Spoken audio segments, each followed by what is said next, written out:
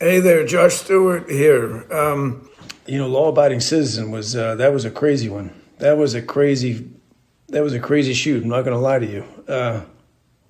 Pretty difficult stuff to shoot. Thank you so much for the love and the support. Thank you so much for being a fan and supporting what it is I do. It means the world to me. And listen, just a little piece of advice: don't go out there. Just don't do it. Don't go out there. All right. Remember that. Don't do it. Don't go out there. Go easy now. Take care of yourself. God bless. In a world where zombies, ghosts, serial killers, and vampires all exist, it's Nicoh, Brian, Mike, and Dustin, and they are all that stand between you and the films that could end the world. Welcome to the Don't Go Out There Horror Movie Podcast. Welcome back, everybody, to the Don't Go Out There Horror Movie Review Podcast. Just want to thank all our fans and listeners. I really appreciate all support. You guys are awesome. Before we jump into tonight's film review, I just want to give a shout out to our website, don'tgoouthere.com. Check out our website. It's got everything about this podcast on there. We've got all of our episodes, our interviews if you want to listen. We've got our blog. We got our store. We got some new merch up. Check that out. The new shirts are awesome. We're also on all the social medias, and we have all of our links on our website: Facebook, Twitter, Instagram, YouTube, TikTok. Go follow us, go like us, subscribe to us on all those platforms, and keep in touch with us. We're trying to pump out more content on all of them, and make sure you give us feedback. Like, what do you want to see from us? What new stuff? What more you'd like to see? We love interacting with our fans. And before we get into the film review, just one last shout out. We're going to shout out our blood donors. It's just our form of a Patreon. We have two different kinds. We have a one-time monthly donation if you want to, pick a movie for us to review, like one of your favorites, you want us to review it. Or if you want to come on the show with us, we have both of those options available if you want to do that. And we have the traditional monthly reoccurring Patreon.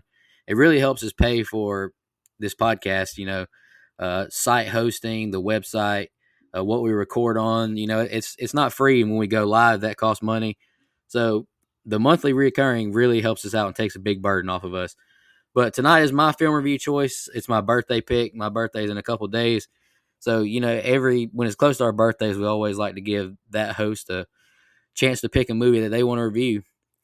Tonight we're doing Law Abiding Citizen. It's one of my favorite movies in general. It's very nostalgic. I remember watching it before I graduated high school. It was one of those movies that I would always say, hey, you want to watch this movie with me? Just because I really loved it. Would I argue with if you said this isn't a traditional horror movie? No, I wouldn't. But I texted the guys a while back just saying, this movie has so many of horror elements and subgenre themes in it. Within the first 5 minutes, you got home invasion. Then you get, I don't like these kind of movies, but it has a rape and revenge tale in it. His wife is raped in the very beginning of the movie. I think it has a lot of crime. It's a crime horror, I would say. It falls into that genre loosely. And I really love the movie. I think it's got great acting, but I really think Gerard Butler carries the movie. I think he does a great job. I don't really have much bad to say about this movie, so it's going to get a very high rating. Brian, you want to go next? Yeah, happy early birthday, by the way, big dog. Um, yeah, there's no hiding it on my end. I saw this movie for the first time pretty close to when it was released on home video. I've seen it about 5 times now, probably. I've said it before on here. I love action movies. I think this movie is elite. There's not a whole lot for me to dislike, almost at all. You said it. Gerard Butler is one of my favorite actors ever, and he kills it in this movie. I love just about everything he's been in, from 300, including the Fallen trilogy as well. Jamie Foxx, I love him. I think he's an elite actor. By the way, I'm going to use this time to kind of plug one of my favorite Jamie Foxx movies, the 2006 Miami Vice remake. He and Colin Farrell are unbelievable in it, and I have no idea why enough people didn't watch it to merit a sequel. Anyway, regardless, sidebar. Back to Law Abiding Citizen. F. Gary Gray directed this, the same dude who actually did Friday. And for someone who doesn't like superhero movies, Nicoh, this is pretty much the story of the Punisher right here. So I'm just going to go ahead and say that too. But yeah, this spurs all the emotions from me as a father. a lover of action movies, and Gerard Butler. And it's going to be a love fest from me tonight. Go ahead, man. Yeah. Okay.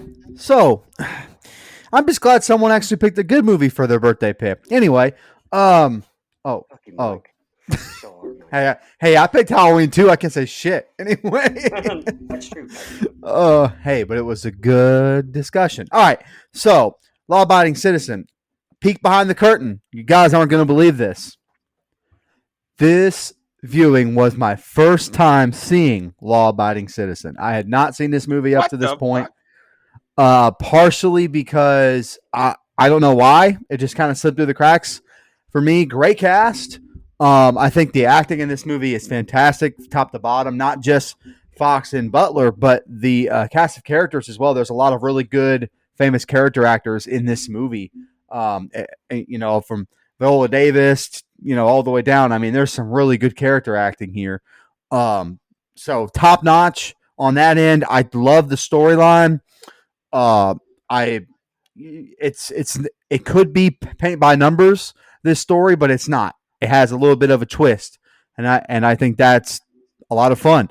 Now, this movie reminds me a lot of Seven, as far as fitting in within the horror realm. Could you say it's not? Sure. I would go ahead and say it's horror adjacent, which is a term I like to use for movies like Seven, for movies even like Beetlejuice, that's kind of horror adjacent, just in a different way. So I would put this in there. Look, I don't have a whole lot of bad to say about this movie. This movie rocks, man. This is a fantastic film. I don't know why it took me so long to see it, but I'm glad I did. When you put it on the thing, however long ago, I didn't tell anyone because I wanted to save it for your reactions on this. Because I couldn't pick it for Never Seen It Month because you had already picked it for your birthday. So, I'm excited to talk about it, man. I almost have too much good to say about it. It makes me want to bring my overall score down just because I'm too nice, and I wanted to shit on everyone's birthday pick like we shit on Brian's. That was a lot of fun. Yeah. So, first of all, Nicoh, happy early birthday, like you said, Brian. Now, I will say that normally you get someone a gift for their birthday, but with your wealth, I was actually going to ask you for a gift. This movie, and also when you said that you remember seeing this when you were in high school, I had to look back. I was like, damn, when was this movie made? Oh, 2009. Yeah, I was definitely in high school. Yeah, sure. No, I was out of high school by then. That was my senior year. Okay. Yeah, I graduated in 2006. So when you said that, I was like, what the fuck? When did this movie come out? But I remember watching it years ago. I think it had been out a couple years or so when I saw it. But I remember liking it. I remember it being a pretty fast-paced movie, which is great. Runtime and pacing are two completely different things. This movie could have been longer, and I would have been like, hell yeah, brother, because the pacing was great. Now, it does have a fantastic cast. That was one of the things I remembered when I went to revisit it, and the cast, was as good as I remembered from top to bottom. Now, Brian, you mentioned, it's funny that you mentioned 300 and, all those Gerard Butler movies that you enjoyed. Off air, you told me your favorite Gerard Butler movie was P.S. I Love You. What the hell are you hiding here? Hey, P.S. I Love You is good. You shut your mouth. But Gerard Butler's in it. I do. Who doesn't want to watch Gerard Butler and Katherine Heigl in a hot air balloon? You tell me. So, is that the same movie? That's the ugly truth. Oh, that's the one I like. Never mind. Disregard. Yeah, P.S. I Love You is it's a very sweet movie. But never mind then. Fuck that movie. So I joked with you earlier today. I saved it until today when I was like, I don't think it's horror, but hey, I like it. I agree with what you said though off the opening here. It does have enough horror elements. There's certainly horror elements in it. And some of the kills are gruesome enough to where it's like, okay, yeah, I'll definitely classify this as that. So you're not going to get an argument with me, especially like you said, some of the movies we've covered have been a stretch and a reach to get there just because we wanted to cover them. So I'm just busting your balls earlier. I definitely think this movie fits. It's enjoyable. I do have my criticisms. Plausibility being the biggest one. And we'll get to that when we get through the scene by scene. But overall, it's a very fine movie that I will definitely watch again. I'll never oppose Law Abiding Citizen. Well, as far as fitting into horror, the first 30 minutes of the movie has home invasion, rape, and torture. Yeah, I forgot. I mean, I don't really know. I don't really know. I mean, the torture scene looks like something out of a Saw sequel. So I don't or really Hostel. know. Yeah. Yeah, I mean, Yeah, it's more of that looming threat is like to me Yeah. how I separate like a horror designation versus a crime drama or thriller designation is a looming threat, and like this one, a lot of it is like there is a person who's doing these things, but there's no and jump scares isn't one, but I'm gonna say it here. There's no jump scares. There's no I guess there is technically one that will get you because you don't expect it, and we'll get to that. But this one to me leans more crime drama / suspense than it does true horror. But it's close enough to where I'm not actually arguing it. I'm just being a dick to Nicoh because I love him. Well, that's always fine. Hey, that's okay. Nothing wrong with that. Hey, I would be concerned if you wasn't one to me. Oh, happy birthday, brother. Y'all ready to jump into the scene by scene? Let's do it. Damn good opening. Well, how do you classify damn good opening? I mean, it's not the content's not great, but that's like Dustin said. Like that's my issue with like 7.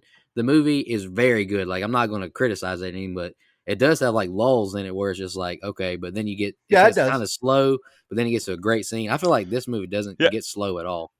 Yeah, it doesn't get slow. And this movie, I'm glad you mentioned 7 because that's one that I said the same argument. I didn't go as in depth in it when we reviewed that one, but I told you guys, like, I think it was in our group chat, maybe even said it on the recording, but it's like, to me, that one is in Silence of the Lambs, same thing. Those to me are more crime drama suspense than a real horror designation, but there's enough horror elements to where let's cover it. Great movies. Let's do it. I stand on the mountain for Silence of the Lambs because it brought the horror genre a damn Academy Award, which should have happened a long time ago. Anyway. All right, let's do it, guys. All right, the film starts with Clyde working and his daughter is making a necklace for her mom. We hear a knock at the door. His wife yells for him to get the door as he tells his daughter to go wash up for dinner. Clyde opens the door and he's attacked with a baseball bat and his hands are zip-tied together. His wife walks out and is attacked and Clyde is stabbed. Ames, he starts to steal some things as Darby stabs his wife and he begins to rape her. Their daughter walks in to see her parents attacked. Darby tells Ames kids love him, and we get a cut to a title card. We get aerial shots of Philadelphia now, and we meet Nick Rice. His coworker walks him in and asks him about another case, and he brings up his success rate. We're in the law firm now, and Nick tells him to let Sarah handle the case, and he whispers to her to not fuck up. Nick meets with Cantrell now, and they discuss about the Shelton case. Nick says to let's make a deal. Nick doesn't want to take the chance losing the case. Some justice is better than no justice. Nick meets with Clyde and asks if he trusts him. He tells him Darby has agreed to testify against Ames, so he'll go to death row. Darby will only get third-degree murder, maybe 5 years. Clyde's not happy and says we have the evidence, blood on the shirt, and he saw their faces. Nick says we could lose and they both go free. He says it's not what you know, it's what you can prove in court. He apologizes and says the deal is done. This is a victory for us, Nick says. We're in court now and Nick's phone rings and the judge scolds him for it ringing again. Nick hands Darby the papers and finally signs after asking him if he's married. You can't fight fate, Darby says. Nick and Bill Reynolds shake hands. Jonas and Nick walk outside and he tells Nick a story about Marcus Aurelius, that he's only a man and to not worry about the press. He speaks to the press and Nick shakes Darby's hand as he thanks Nick. We now see Clyde in the distance watching him. Clyde walks away from the scene visibly upset. Nick is at home to his pregnant wife and she asks what happened, what's wrong. He avoids her questions and asks to talk to his daughter and puts his head up to her belly and says to stay in there long as you can because the world is full of crazy ass people. 10 years later, Nick walks down the stairs to his daughter making French toast and he says it's better than your mother's. She asks if he's going to her daughter's recital, but he can't make it. She seems cool about it. Dad's locking up the bad guys. She's upset that he hasn't been to any recitals. Nick asks Sarah about Chester as they walk outside to head to Rupert Ames' execution. We see Rupert being bound to the table, intertwined with Nick's daughter, preparing for her recital. Bill Reynolds hits on Sarah as Nick tells Sarah to breathe and relax. Ames says what he did was wrong and he shouldn't have been there. He didn't kill those people. The wrong man's dying today. The warden has the execution process start, and drugs begin to inject into his body. However, things take a turn for the wrong when Ames begins to react terribly. He begins to scream and scream. His body seizes, and we see blood permeate through his clothes. Nick checks on Sarah as Dunnigan and Garza ask the warden about what went wrong. They realize the words "can't fight fate" are written on one of the bottles of drugs. They're now after Clarence Darby. We see Darby doing coke in his apartment, and he sees on the news about Ames' death. His phone rings, and they tell him that that's strike three. He looks out the window and sees all the cops coming for him. He runs out to the roof and shoots at the officers. He empties his clip and runs away, building the building. The caller says to toss his gun and wipe the fingerprints. They want to keep him out of prison. Run to the abandoned factories. There's a cop car with a tased cop. Darby gets in the car and strikes the cop and has him drive away. The cop gets into another abandoned building and they both exit the car. He tells him he's going to shoot him and he asks about his wife and little girl. His phone rings again and it's the cop. He reveals himself as Clyde. Darby shoots the gun, but he's injected with a deadly poison, tetrodotoxin. You can't move, but you feel everything. It doesn't block the pain, and you're going to experience more of that than you ever fucking imagine. All right, go ahead, Brian. That's the opening scenes. Yeah, so a lot going on here. So actually read online where a few quote unquote reviewers were saying that Gerard Butler and Jamie Foxx both have an overacting clinic, like as it's a bad thing, like they were both overacting in this movie. But I vehemently disagree. Like I don't see how you can watch this cold open with Butler and say that. Like I said in my opening, this reminds me a lot of the origins to Punisher in that opening scene in the '04 Thomas Jane movie. And man, I know I say this a lot on here, but as a father, this is absolutely worst nightmare. I mean, this scene tears me apart every time I watch it. So right off the bat, I'm emotionally invested in this movie. The shaky cam from the floor perspective with Clyde waking up, tied up, is amazingly done. I mean, it makes you feel that disorientation, and honestly, makes you kind of want to throw up. It's very well done. Shout out to friend of the show, Josh Stewart, who's playing Ames, who's kind enough to do the show intro for us, and hope to have him on soon as well. This was actually one of his first movies. You'll recognize him from a ton of stuff now, like The Collector, coincidentally enough, The Punisher, Criminal Minds. He talked briefly, in my discussion with him about how intense this scene was to film and basically the entire shoot.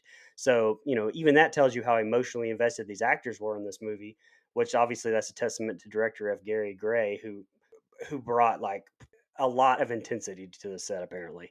There's apparently different stories going around about this, but Butler was originally signed and announced to play the role of Nick Rice.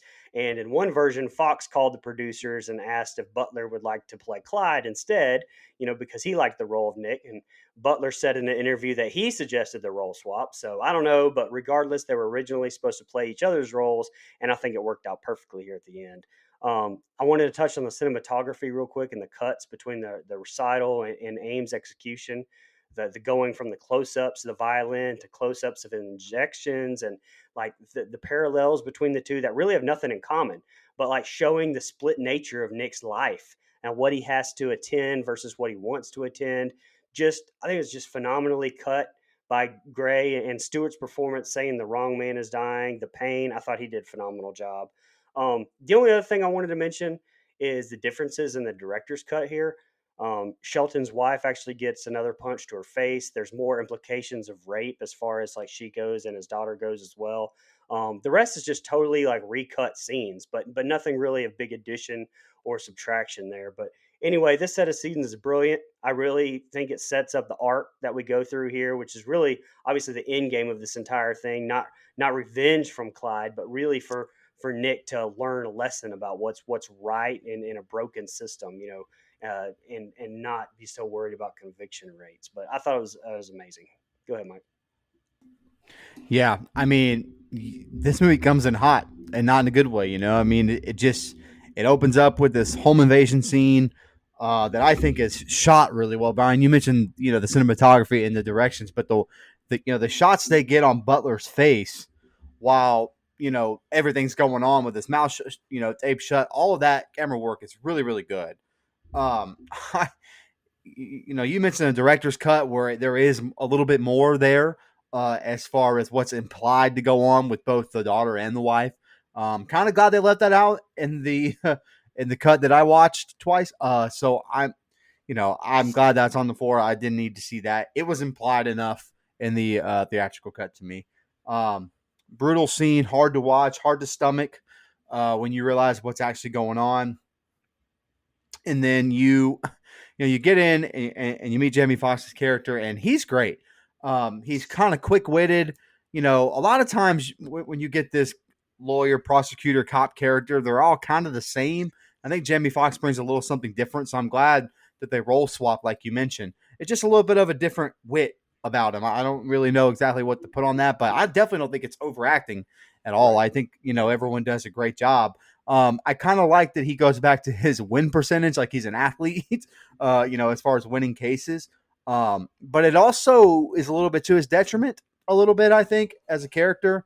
If he wins a lot of it, he gets a lot of his cases, in his favor, but sometimes at what cost? And then you have to sit in front of an actual human being, and the scene with him and Butler going back and forth is absolutely devastating. I don't know what other people are talking about, because Butler's acting in that scene is fantastic. It's really, really good. I think, one thing this movie does have that I think is really strong is the dialogue. And I'm going to try to not cover it again because I have it a few times in my notes. So I'm just going to cover it as a general here. I think this movie is well written. I think, these are people, or, these are what things that people actually say to each other in situations like this. And so I really, really like that. I like that they have the 10-year time jump. Again, first time I seen it, had no idea.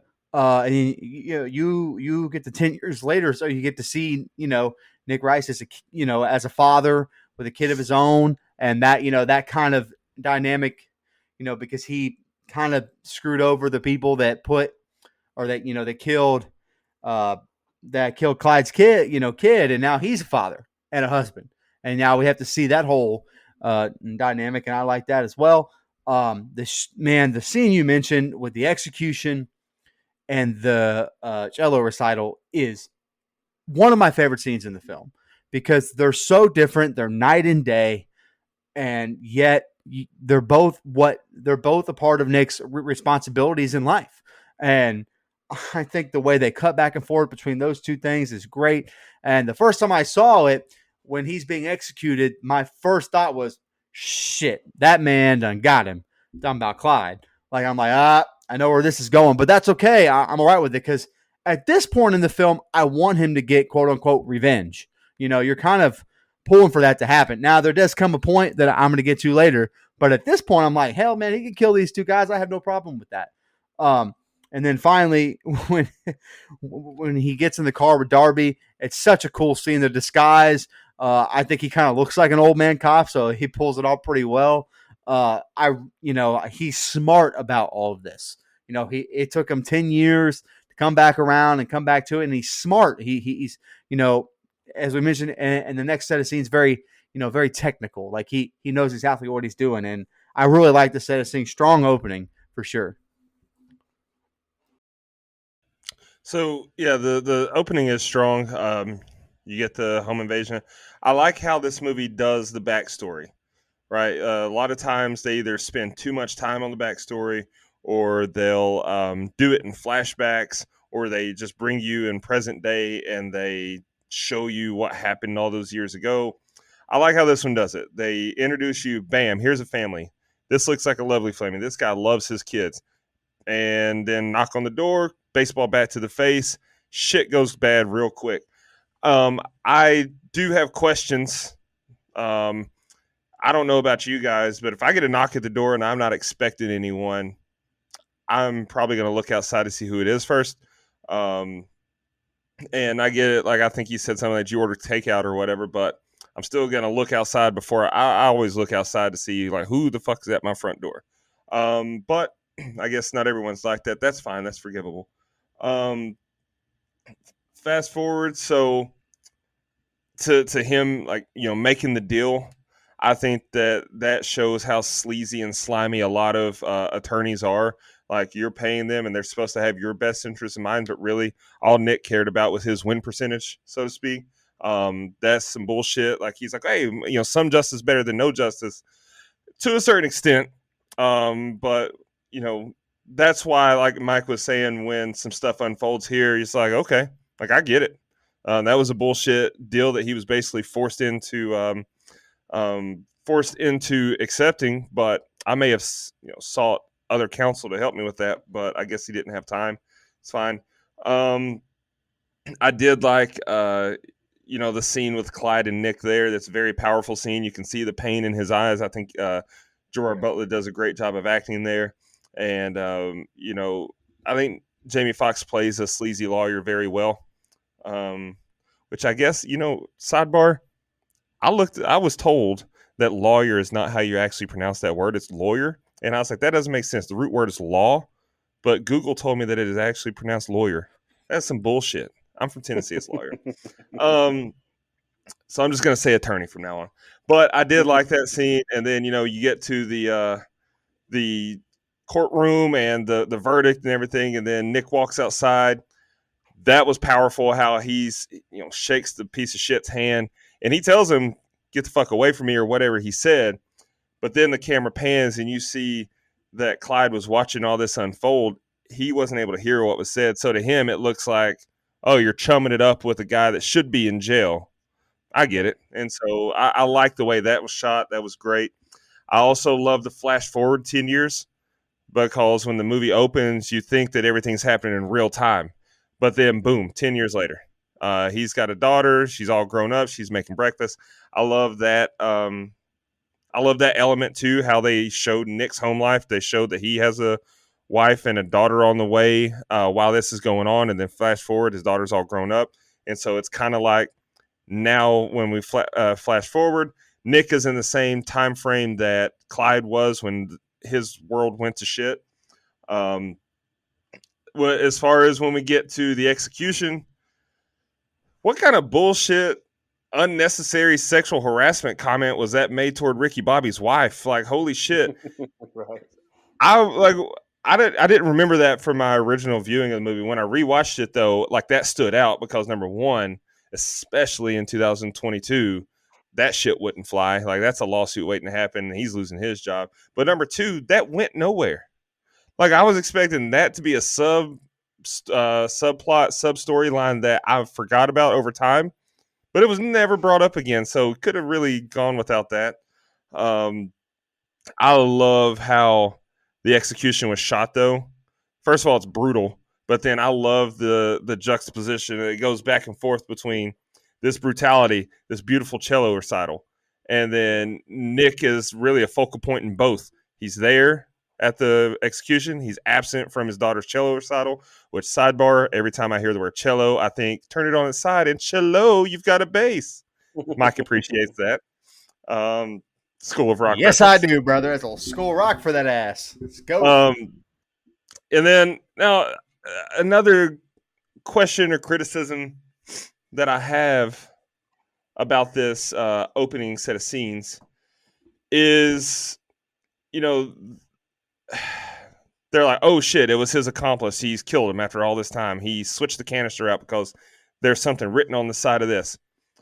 If I'm that guy, and which one was that? Was that Darby or Ames that was in the apartment with the hooker? That was Ames? Darby. That was Darby. That was Darby. Okay. Sorry, I didn't write that name down. So if I'm Darby, though, and I get this phone call and I realize, oh shit, the cops are there. I don't know that dude's dead, right? Like I've been snorting drugs and I passed out on my couch with this hooker.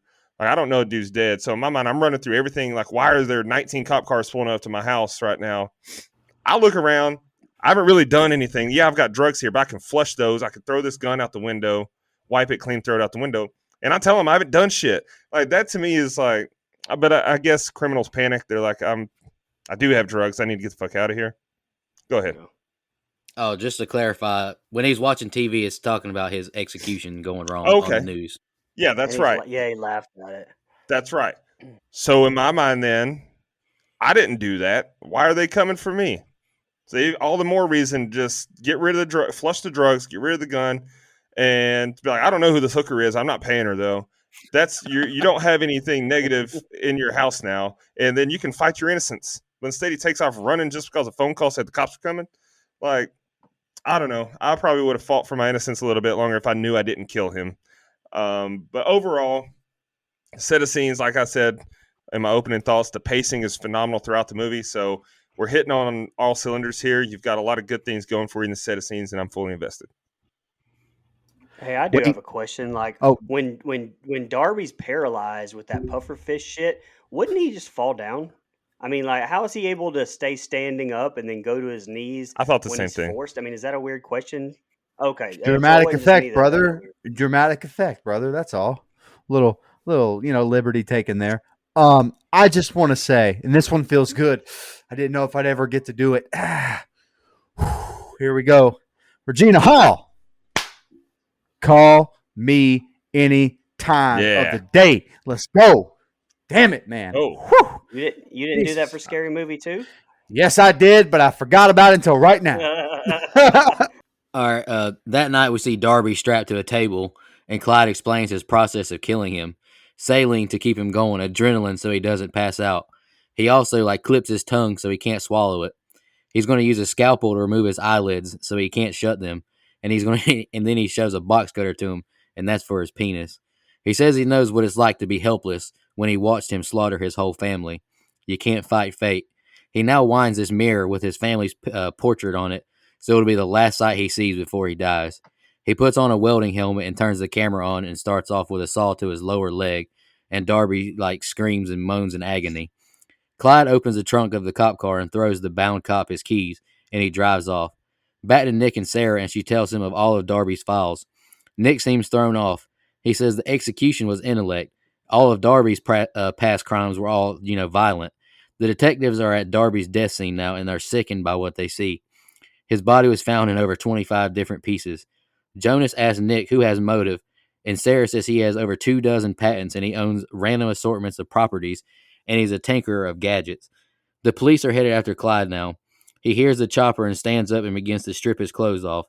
The cops break into his home and cuff him. The only thing he kept on was his bracelet that said Daddy. He gives Nick an evil stare as he's arrested. Dunnigan asks if he's a lawyer because of all the books on law he has, and we see he had a photo of Nick and Darby shaking hands posted. Clyde is in a max security cell, and they say they have zero evidence and they need a confession. A video package is delivered to Nick's house, and his daughter thinks it's her recital tape. She puts it in the DVD player, and she sees it's Darby's recorded murder. Nick walks in and sits down with Clyde. He tells him off the record what you did as a father. Bravo. The world is better without Darby and Ames in it. He turns the camera on now. He questions Clyde now about his name, waiving his right to counsel, and he asks him if he murdered Darby and Ames and if he arranged both the murders. Nick thinks he has the slam dunk and walks away, and Clyde calls his name and says to cancel the rest of his week's plans. Clyde calls out his confession to Nick. It's not what you know, it's what you can prove in court. Isn't that what you told me? Nick gets pissy and tells him to stop fucking around. He asks Clyde what he wants. He tells him he'll give him a real confession since he makes deals with murderers. He wants a new bed, and they laugh. I believe those cots are bolted. And this movie is hilarious and some really intense scenes. And that's why I love this movie. yes. I believe those cots are bolted. That's what wrenches are for, dumbass. He tells him he wants a therapeutic Duxie on a bed, and Nick walks out and says no. All right, go ahead, Brian. So I wanted actually this is where I had it written down, but I did want to give Regina Hall her flowers. Yeah, I think her and Jamie Foxx's dynamic, his husband and wife, and their family dynamic, I think the whole thing's spot on. She get great performance by her as well. Okay, so second most memorable scene for me in this movie, and the director's cut is definitely more brutal. Apparently, it got an NC-17 rating at first because of it, because of a lot of it had to do with this scene, and they had to tone down the gore here. There were close-ups and blood where he's sawing off his leg, showing his decapitated head on the table from the front view, not really the back, like we did get to see whenever Colm Meaney shows up to the scene. Shout out to Colm, by the way, who's O'Brien on Star Trek: The Next Generation and Deep Space Nine. But just fantastic shots through the camcorder screen of this execution torture scene as well. There's a little bit more of the on the director's cut with the shots through the camcorder, but I don't know. Part of me almost wishes though that this would have been somewhere towards the end, like have Darby threaten or do something to Nick's family as well. I mean, I don't know, that maybe paralyze Clyde's. I don't know, but just I just think that it would have almost meant more or been a little bit more satisfying of a death for me if we had to deal with this like evil motherfucker like all movie. I don't know, maybe having Clyde use him like a puppet or something for this stuff. I don't know, just throwing that out there. But another little tidbit when Clyde's going to be arrested and he starts taking off his clothes, you can get a glimpse of that remote like tank turret Clyde uses later at that cemetery. It's on the left hand side of that shot, and just that close up scene of his daddy bracelet. Great shot, great shot. Heartbreaking, but very nice touch.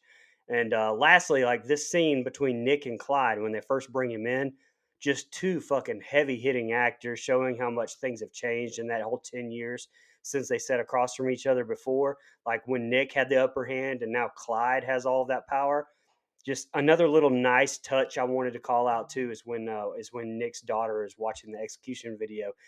It's what was filmed on the camcorder. And how many times have we seen them in movies just recycle the footage that we saw as an audience for stuff like that?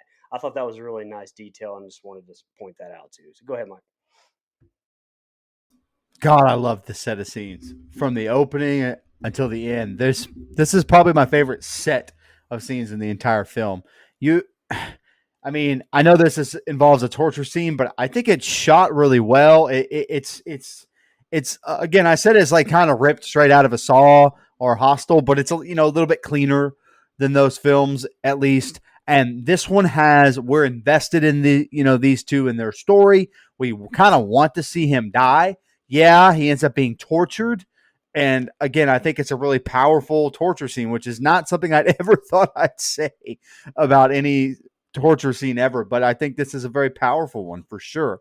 And, I kind of agree with you, Brian, on maybe waiting on Darby's death. But there's also a part of me that's like, nah, let's kill this motherfucker. Because honestly, we've seen the same kind of crime story time and time again. So it's almost nice to take out the bad guys early. All right, you're done. You're out of here, pal. And so I kind of, again, I like a little bit of that flip on its head there that we normally get in these crime horror drama films. When they finally do arrest him, it's a great scene. I don't know why Gerard Butler's naked. I guess I just missed that part. But for whatever reason, we see his bare ass. I don't know if he's cleaning himself off. Did I miss that a little bit? I'm not really sure. No, he just wants to avoid any confrontation, I think, and they tell you to hey, there's no possible way he can have a weapon or be killed or anything like that. That's again, he is smart and tactical, so that makes sense. Yeah. Yeah, I thought the same thing, but I didn't write it down. But now that you're saying it, I mean, shit, I'll join in. I agree. It's fucking weird, especially you can have boxers on and they'd be like, oh, he doesn't have a gun. Tidy whities at least, but we got a bare ass scene. My man wanted to show off that 300. Hey, he had to show off them 300 abs, bruh. Had to show them. And yeah, if it sounds like I'm hating, I am. I don't look like that. That's really all it is. I saw the top of those glute muscles. Come on, man. I know you saw the way them glute muscles squeezed in there. Good work, Gerard. He gets ass to grass on them squats. I know he does. All right. Anyway, back to the movie. So you're right. The flip of power that we see. And okay, so the last time we saw Clyde, he was helpless, crying, in a state of emotional disarray, very sad. And we get him here, and he's got a different look about him, and I'll give Butler and whoever's idea this is a little bit of credit. He just, his facials are different than the last time we saw him, and he just has not a maniacal evil thing. It's more of again, I'm smarter than you and I know it. I've got you, you son of a bitch.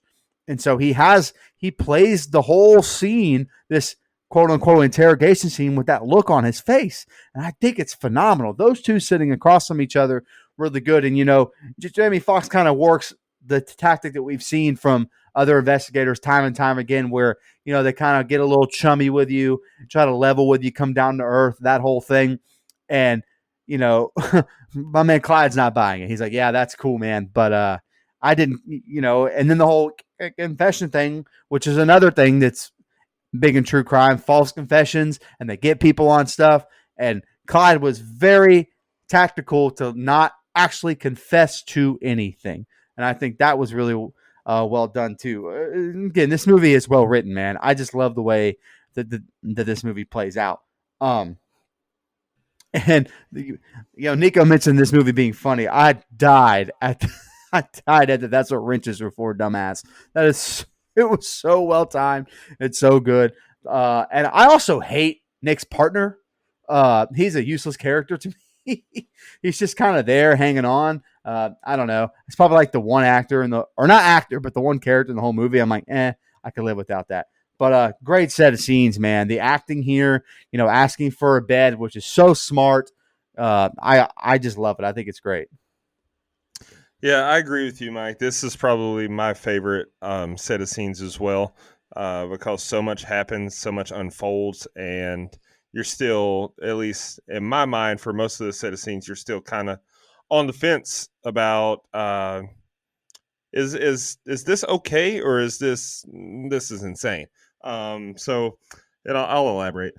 First of all, I love the precautions he took to make sure that he didn't, pass out or swallow his tongue, etc. Because a lot of movies scratch that. Most movies scratch that. All movies. I don't think I've ever seen a movie take those precautions in a death, especially the brutal ones where, you don't really think about that. You're like, holy shit, this is a brutal death. And they felt all that. But in reality, they probably passed out.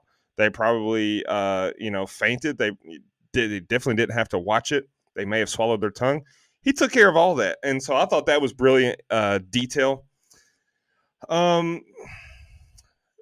This is the set of scenes where your focus shifts from, okay, this is a guy who's really out to get revenge and like I can empathize with him, to I don't think I can empathize with him. I think that he is a bit of a villain too. And the part of this set of scenes that is like that is sending a copy of the movie or the DVD or the video, whatever you want to call it, to the house in the fashion that it was sent. Because, the daughter watching that's a fucking dirty move right there. He could have sent it to Nick's office if he wanted to drive this point home. He didn't have to send it to the house. And yeah, I agree. That's what wrenches are for, dumbass. I wrote that line down too. I know we all touched on it, but damn, that was hilarious. Just the delivery more so than the line itself. The emphasis on dumbass. But no, the acting's here is great. The writing's great. The dialogue's great, as it is in every scene. I love you used the word technical, so I'll use it too. I love the tact that he delivered his quote unquote confession. And he's like, nah, you might want to run the tapes back, homeboy. What did I actually say? You ain't got shit still. And so that is him toying with Nick and two showing him like you've met your match as far as intelligence wise. And so I love this set of scenes as well. The pacing is still great. I'm all on board still to this point. All right, Jonas is pissed. He says a mattress for a murder confession is a pretty good deal. Dunnigan walks in and tells Nick his wife and daughter saw a video. Nick asks if you see the face in the movie. He tells Jonas and the warden, we need the confession, and they get him the bed. The other inmates are fuming when the mattress is brought to him. The warden says, I wouldn't want to be the one with the have, and while everyone else doesn't have it. Clyde's cellmate says, nice bed, and then he tells him it's a single. Sarah tells Nick of payments from the Department of Defense and properties he owns. Nick's at home and looks at his sleeping daughter. He tells his wife that he told their daughter the video is fake, something out of a horror flick that she shouldn't be watching anyways. He kisses his wife and says he's okay. We're on trial now, and Nick tells the judge he thinks bail should be denied. The judge asks if Shelton has anything to say. He stands up and says that he's a law-abiding citizen, and he spits some hot legal talk, and the judge agrees with him. That's one of my favorite scenes right there, so if you want to watch it, I mean, I can't really do it justice. Go watch it on YouTube or the movie. Sarah and Nick are stunned whenever he makes his case.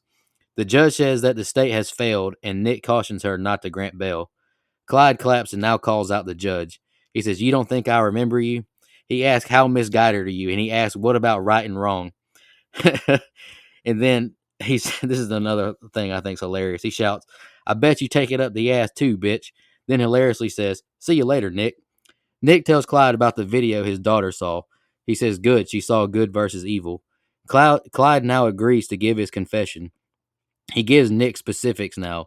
He took his fingers with bolt cutters, his toes with 10 snips. He now says he hacked into the prison server and rerouted the medicine and swapped it with something more deliberate. He says, what if I have another confession? He now says he wants another deal. He wants lunch now from Del Frisco's and his iPod. Nick walks out and says, you got to have something to bargain with in bargains. He yells, would the life of Bill Reynolds suffice? They weren't able to find Bill. Clyde says over the monitors he will tell them exactly where he is, but to have his lunch and music there by 1 o'clock sharp. They search the food, and Nick grows impatient with the warden as he has the cops check the food again. They wheel the meal to Clyde's cell, and the other inmates are pissed off again. They hand Clyde his food, and his cellmate looks pissed. He tells the waiter to put down 30% for himself. They tell Clyde it's 1:08, 8 minutes later than asked. He asks for silverware and begins to eat. He tells them the GPS coordinates of where Bill Reynolds' body is. He tells him to hurry. You're already late if you're not using the warden's watch. And they take off in the helicopter. All right, go ahead, Brian. Yeah, I love this bail scene so much in the courtroom. Where Clyde just gets what he wants and just says "fuck you." Like, this is part of what's wrong. I mean, now it made for good cinema, but wouldn't it prove a little bit more of a point had he gone to the press and kind of said that, after maybe he was granted bail? I know he doesn't want out. I get that, but part of him also wants to change the system, and I guess this was just more, for him as a "fuck you" than really play into that. But yeah, Butler's so fucking good in this. I mean, just no, I don't think I will excuse you. And like you said, I bet you take it up the fucking ass. I was dying laughing. I actually just wrote insert Dwayne Wade. I love it meme right here because that's just what I was feeling. And this third sit down after that, between Nick and Clyde. I mean, doesn't this sound like me defending Cloverfield? This movie was about good conquering evil, the righteous prospering, the wicked suffering. And then I didn't get that. And fuck you and your palm Fritz. I mean, I don't know. I'm just kidding. We were much nicer. Much nicer. That was my birthday pick. Okay, anyway. Happy birthday, Nicoh. Thanks for picking a good film. Cutting that. Oh, anyway, no. The cellmate stabbing clip is fucking amazing. Look, there's such tension building up between trying to get him the food. I love when Meanie says, "Make him wait, Nick." Christ, he saw the guy's dick off. That cracks my ass up every single time. And anyway, I'll wait till the next set of scenes to kind of break that down some. But another little tidbit here. Gray decided to use Del Frisco's Double Eagle Steakhouse as the restaurant that caters the lunch after dining there several times during filming. The restaurant was also the location of the film's after party following its screening at the Philadelphia Film Festival. And lastly, the coordinates that Clyde reveals as the location of Bill Reynolds are actually for the hotel in Philadelphia where the filmmaker stayed. Go ahead, Mike. I'm just saying, if getting a brand new awesome mattress, all I have to do is confess to a murder, I mean, I'm just saying. I mean, my back do be hurting sometimes. All right, anyway. I mean, that is kind of a hell of a deal if you're ever in a murder situation there. Not that I would ever do that, but, yeah, man, this scene in the courthouse it's elite. It's so good. Butler's great. Again, this hammers my point home about how well written the movie is. And I like his character's intention. I know me and Dustin are kind of teeter-tottering a little bit on what do we think about, the character of Clyde, how we feel about his actions. But there's no denying his overall point is a good one. The justice system, for the most part, kind of stinks. And it doesn't always serve the proper amount of justice. And that is really Clyde's point here. And a lot of them don't see it yet. We do as an audience because we hear him, but they're not really listening to him. And I think that scene gets it across. I bet you take it up the ass. It's fucking hilarious. I cackled when that happened. I was like, damn, did not see that because the scene is so tense and he just flies right off the hinges. I think it's great. And Butler carries the scene here. He's really, really great. Even in the interrogation or the next sit down with Jamie Foxx, I think Butler carries that one because you kind of are at this point where you want, like, of course, he's responsible for these two murders, but now, we're finding out there's more layers to this. He's going after everyone involved in that case. And so, Bill Reynolds being a part of it, that's interesting. I really like the way they kind of start weaving things together here. It's not quite seven complicated, with the 7 deadly sins, but it is very layered and nuanced. And I enjoy the story, man. Him wanting a steak, totally get that. Better side, he could have picked a better side than asparagus, but what do I know? Not that there's anything wrong with asparagus. Just there's better veggies out there, my brother. Better vegetables for sure. Zucchini and squash, superb. Anyway, not the point. Yeah, there you go, Nicoh. Got him to agree. Let's go. Yeah, but again, I would also ask for my if I had one thing I could take with me, it would be a phone charger and my music and podcasts. Like that's all I would ever need in prison is music, podcasts, and like the occasional book. That's it. So smart for a man to ask for an iPod, and I love what this is setting up in the next set of scenes. I think what's coming is so damn good. So I'm hooked. Again, there wasn't like a whole lot that I had on the set of scenes because the courtroom, that scene just kind of dominated the film or, dominated this set. Really, really good stuff. So, set of scenes includes my favorite dialogue or my favorite monologue in the movie. His self-defense in court is fucking phenomenal. I mean, you guys touched on it.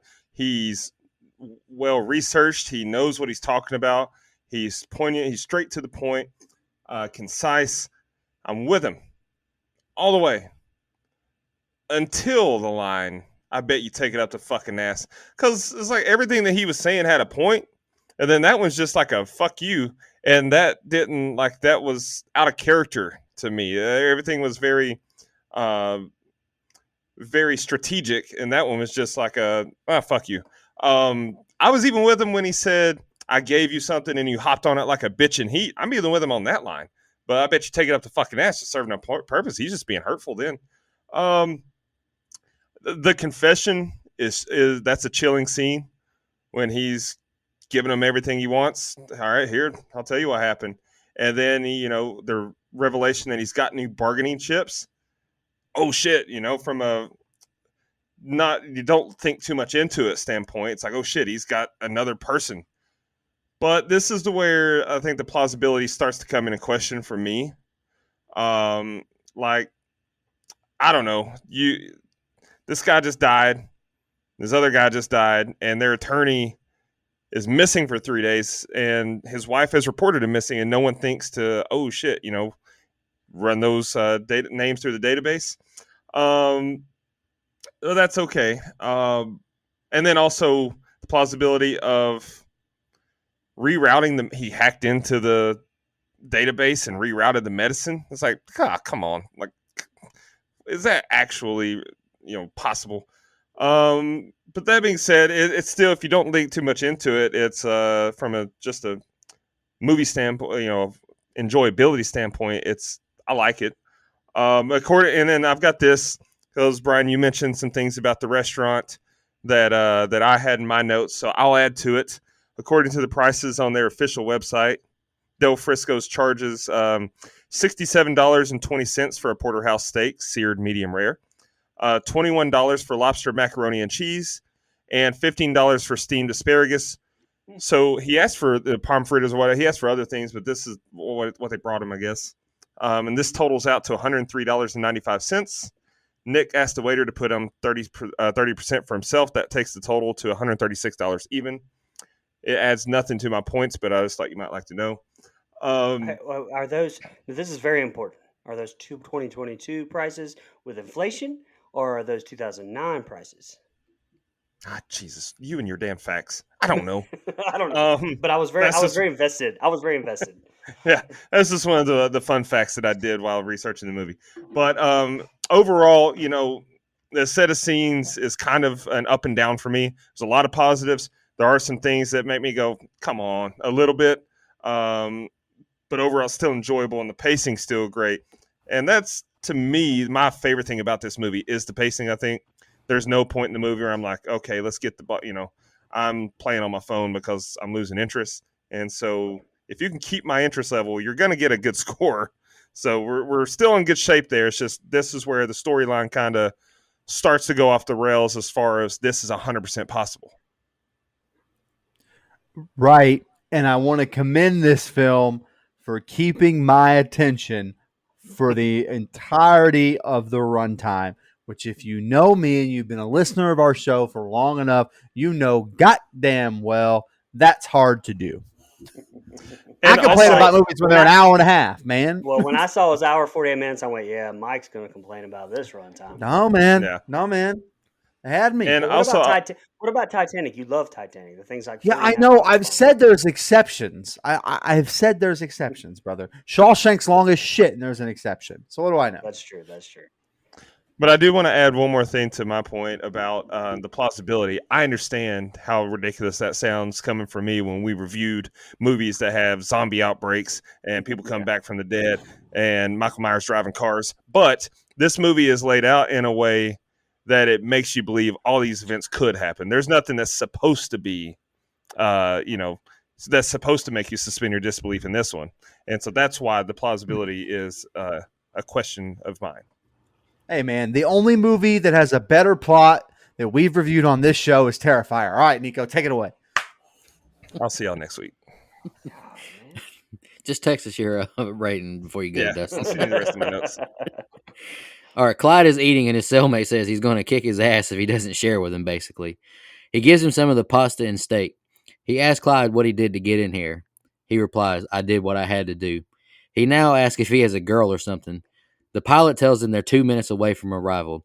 Clyde jokes about him having a boyfriend in here. The chopper lands, and they see Bill's briefcase on the ground, and they start to dig with their hands. We see Clyde grab the steak bone. They find Bill in an underground little cell. He's dead. He's hooked to an IV and a respirator. Clyde hands the guy his iPod remote to pick a song, and now he stabs him in the neck repeatedly with the bone. The prisoners scream that he's crazy. Clyde is covered in blood and lies in his bed.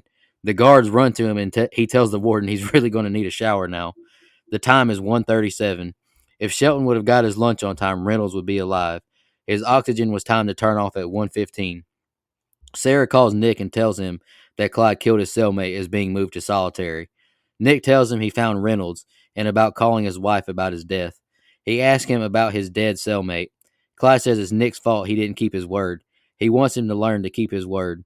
Nick asks, do you think your wife and daughter would appreciate you killing in their name, as he hands him the bracelet? My wife and daughter can't feel anything. They're dead.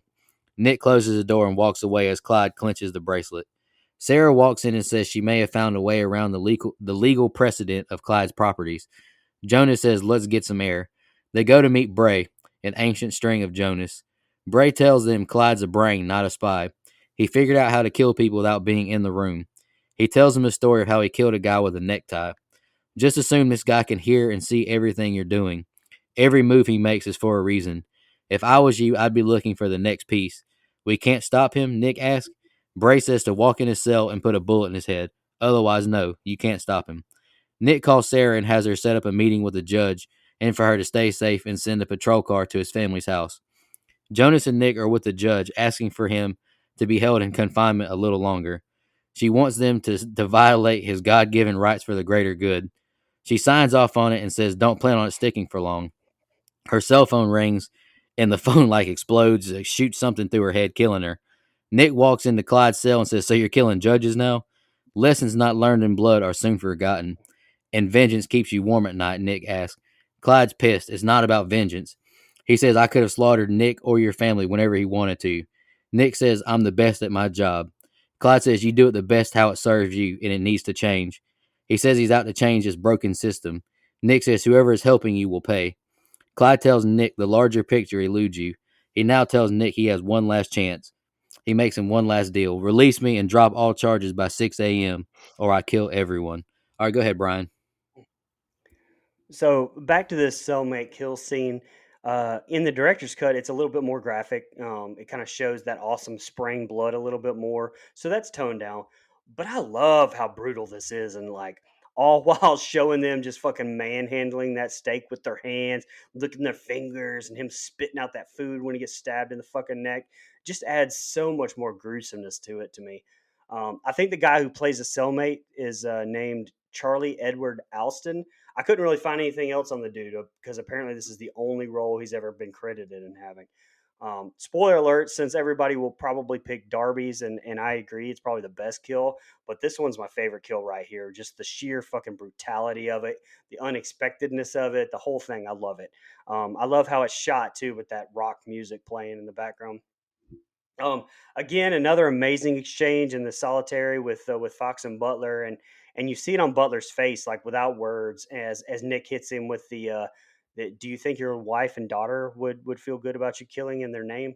You know, and you see that power pendulum kind of just swing a little bit again between the two, with no dialogue after that.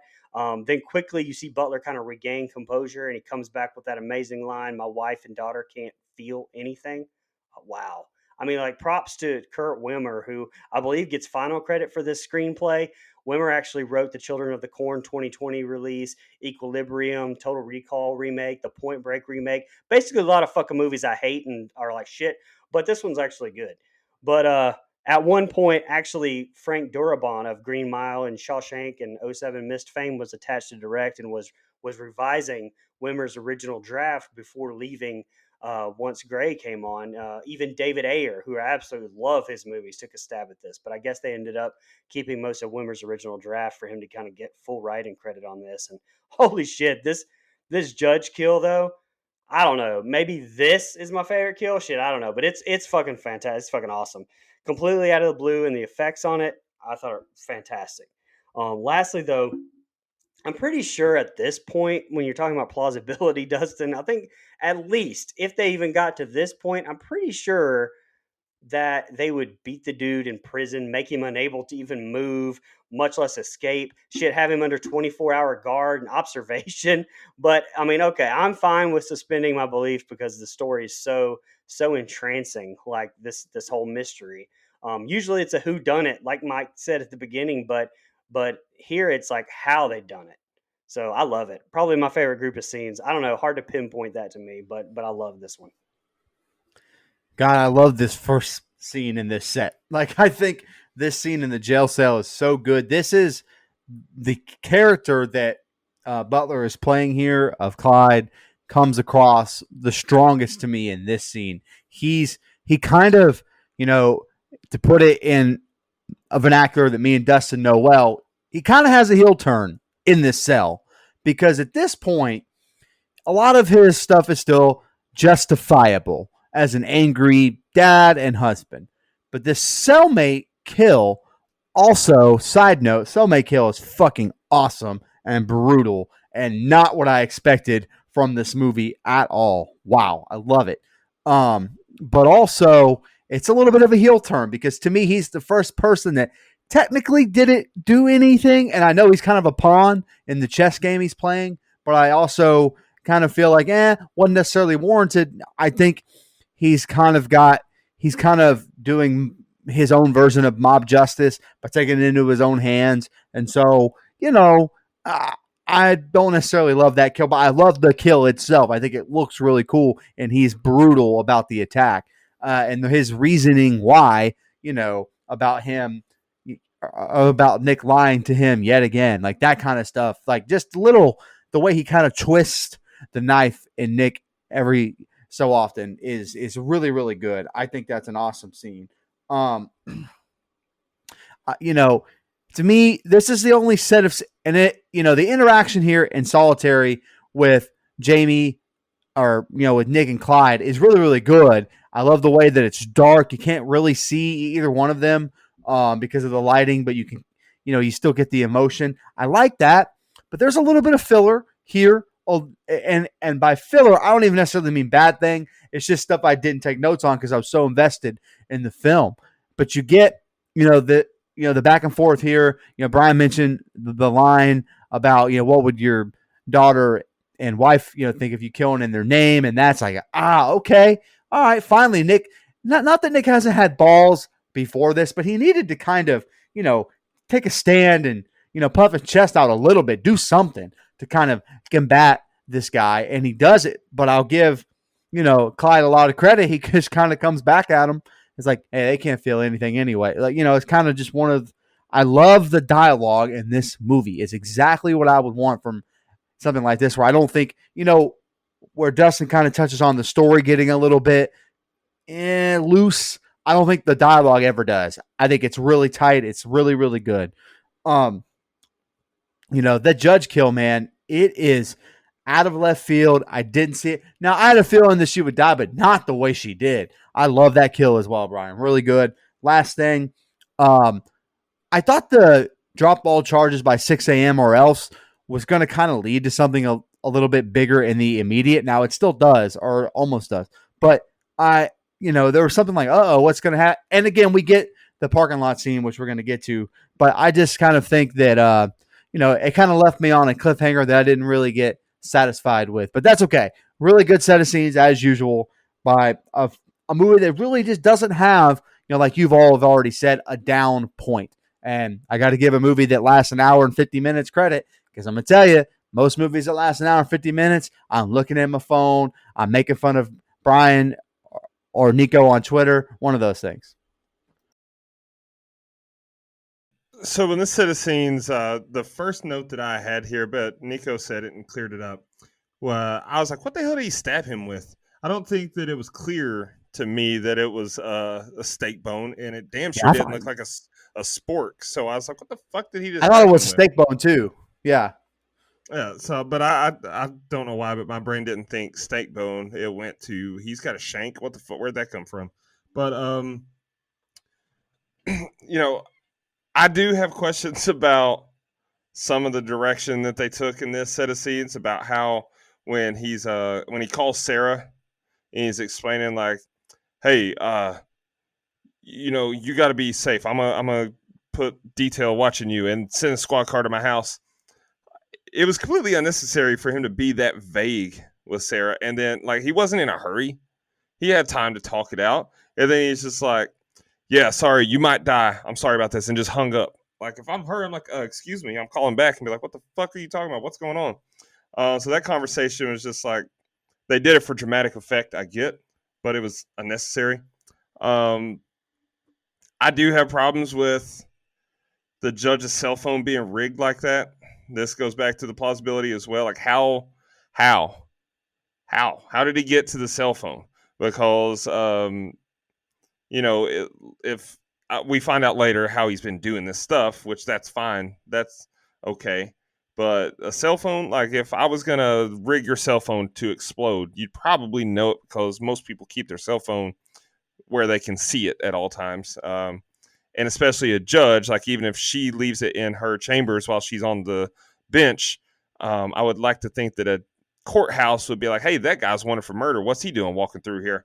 So this is a plausibility issue that I have there. I do like the dialogue there, the chat, where he's like, the way it best served you, and the emphasis that he put on that, because that's really how, they paint this picture. It's Nick didn't have anyone's best interest in mind except for his own. He didn't want to take a chance on losing this case because it'll bring his percentage down. It's all the way up to 96. Can't have that. And then, so that was great, but I do also have a problem with the ultimatum that he gives. Let me go by 6 a.m. or I kill everyone. Like, first of all, we know, like, people, it's very clear, even without the confession, you've killed people since the confession, and we know that you did it. You stabbed your cellmate to death. I have a hard time thinking that they're just going to let you walk, even if you threaten to kill everyone. And second of all, threatening to kill someone is not your best bargaining chip for, I think I should be let go. It's like, what did he think they were going to do? Oh, okay, you can go. Because we already saw in the courthouse, he doesn't want to be let go anyway, because that would just piss him off even more. So to me, that little addition wasn't, you could have got to everyone dying the way they die in the next set of scenes. Or I guess it was here. We could have got to everyone's death like that without that ultimatum being given. Find a different way to get there, because it just didn't work for me. But those are all nitpicks. Still a solid set of scenes. Nick calls Sarah and says he's got to have an accomplice in the prison and for her to find it. All of Nick's office meets up in the prison. Sarah says the treaty with Panama is a mess. Nick tells her to match up prices of industrial property sold in Philly to the ones Clyde bought. She asks Nick if he'd still have handled the Darby situation the same and if they did the right thing. She doesn't know if they did. She says she loves working for him, but she hopes she didn't give up things in her life for just a high conviction rate. The clock is almost at 6 a.m. and everyone watches nervously. Once the clock strikes 6 a.m., they all let out a sigh of anxiousness. Nick says he's not God or all powerful, just well prepared. He tells him to go home for a few hours and to come back for a fresh start. Sarah tells Nick to get some rest as they all head to their cars. Nick and Jonas talk until they see their co-workers' cars begin to explode one by one. Sarah panics as she accepts her fate. Nick is devastated looking at the carnage. The news reports on the explosions, and Dunnigan and Garza show Nick the radio beacon that sent the signal to cause the explosions. Surprisingly, Nick's car was clean. It was not touched at all. He walks away. Jonas and Nick meet with the mayor, and she's fuming. We know who it is, and he's locked up, but he's still murdering people. They have no explanation. Jonas says this is very complicated. She doesn't care how smart he is or who's helping him. Nick says we are going to stop this guy. She says they're assigning security to them and to get it under control. Nick says no cell phones or credit cards, only cash. He hugs his wife and daughter as they load up in the cop car to leave. Dunnigan and Nick wait outside as Clyde's escorted to them. I can't read escorted for some reason. Nick punches him in the face repeatedly in anger as he says should have taken the deal. Clyde says, I know you're angry. That's good. Nick says they could have went free, and Clyde calls out Nick for not even trying to go to trial. He says Clyde will end this. Clyde says, I'm just getting started. I'm going to pull the whole corrupt disease system on your head. Nick walks off as he's taken back in the prison. Jonas asks Nick if they brought all of this on ourselves as they're at Sarah's funeral. Garza says we need to go to make the press conference. They all drive off and we see a robot driving through the cemetery. The person operating the robot sends out an electric signal that kills the SUV's electrical systems. They now see the robot and it begins to fire. It destroys the SUV with Jonas in it. Nick goes to run to Jonas and a missile is launched at the SUV, blowing it up. Nick is with the mayor and she's even more pissed off. She says she should fire him, and Nick says that he resigns. He thinks it's the right thing to do. She says this isn't happening and has him swear in as the new district attorney. The mayor meets with the leaders and says the city is on lockdown and there will be armed cops on every street corner. Nick looks through Clyde's case and sees his dead wife and says, I get it now. Dunnigan calls Nick about the incredible specs of this robot. Nick gets an email from Chester with all the prices of Clyde's industrial purchases. Nick matches them up and marks them on a map. And the next set of scenes are the ending. Go ahead, Brian. So Leslie Bibb, Dustin brought up Talladega Nights earlier, which is by far the best one that she's been in. But she was also in Trick or Treat, which we covered, Midnight Meat Train, the Iron Man movies. Iron Man, and come on. yeah. Don't get me wrong though. I think she's great in this. Isn't Iron Man like a song or something by Ozzy Osbourne? I don't know. I don't understand the reference. It is that. Oh, okay, It cool, is cool, that. cool. It's a song too. Yeah, you're right. Sweet. Anyway, she's great in this. I completely agree. But I think I wanted to maybe feel a little bit more of an emotional connection to her, like as an audience member. Like her dynamic with Foxx, I think is fantastic. And props to Wimmer for not making her and Nick have any sort of like sexual tension or emotional connection. Thank you for just strictly having like a business relationship that didn't stoop to that. That was nice and refreshing. I guess I didn't really feel her death though as much as I wanted to, but it was definitely another great scene. Her death, yeah, but definitely her heart to heart with Foxx as well. Asking if he would do it again with Darby. Saying she wants to make sure she gave up parts of her life for more than just a high conviction rate. Bibb is such an underrated actress. I think she's phenomenal, and just the shots of her like panicking in the car, watching it go down the line, and knowing she's about to die. I thought that was fantastic performance by Bibb. Also amazing. We've gotten this far and we're just now getting the amazing Viola Davis. Like I know we've given her props before. I mean, haven't we? She's won Oscars. She doesn't need any more praise from a bunch of losers and one rich guy named Mike. But I feel like that we've done something with her. I think she was in Disturbia. Okay, I knew she was in something like that. Okay. Well, to quote another movie she's in, Brian, eat my shit. Call me rich. Wow. Okay. Get out of here. Well, okay. Sorry, Mike. Regardless, great. She's great, fantastic in anything she's in, even if it's a small role as the mayor here, especially when she's fucking dressing down Nick and Jonas. And then again later after Jonas's death and she's just laying back into Nick. I told your asses to handle this. It's just fantastic. A little tidbit though, in their first meeting, when they're swearing in Nick as the new district attorney, the man holding the Bible was the actual mayor of Philadelphia at the time of filming, which I thought was pretty cool. I had his name, but I didn't write it down because I really didn't think it mattered. Is that wrong of me? Anyway. Damn. Anyway, I do love this cemetery scene. It does feel a tad out of place, though, I think, like a little redundant maybe at this point. Like, I get we need to kill Jonas, but I would argue that we should have saved Leslie Bibb for last, as she kind of meant more to him maybe than Jonas does, or at least it's implied that way. Plus, I don't know, it feels a little less meaningful. You almost expect it at this point, which is kind of different than the others. But on the awesome point, on the awesome side of it, God Almighty, watching those anti-tank rounds fly through that car was amazing fucking shots, amazing effects all around. I'm anxious to see the budget on this one. I've actually kept myself in suspense, waiting for Money Mike to let me know what that is. But go ahead, Mike. Money Mike, mileage Mike, Yeah. So organic Mike. Go ahead. I kind of mentioned how the. Yeah. Okay. Anyway. I can't even eat Greek yogurt around here without being made fun of. Okay. Anyway. Correct. It's a high source of protein. Just thought I'd throw it out there. Anyway. Yeah, so I kind of mentioned how this set of scenes starts in the last set with, everything that happens in the parking lot. And when he said everyone dies, I don't know. I just kind of expected something a little different. Not to take away from this scene or anything. I think it's done really well. And of course, like you mentioned, Brian, you're kind of, or you kind of hit at it. Once you realize all the cars are blowing up and she's in the car, you're like, shit, fuck, no. And like, it takes a lot to kind of like get me going a little bit if I'm watching a movie, because I'm so kind of numb to a lot of emotion in movie. I can remove myself so I can review it unemotionally.